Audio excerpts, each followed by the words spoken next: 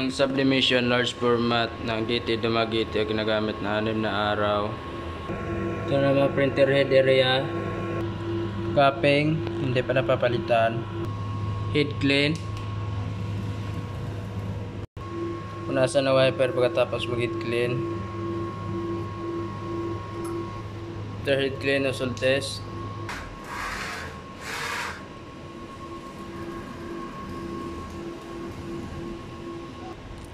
Ang system tama lang po.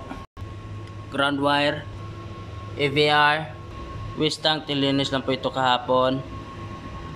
Stock namin na CMYK, Sable roll paper, consumable monitoring, Sable paper, yellow, cyan, magenta, daily output record,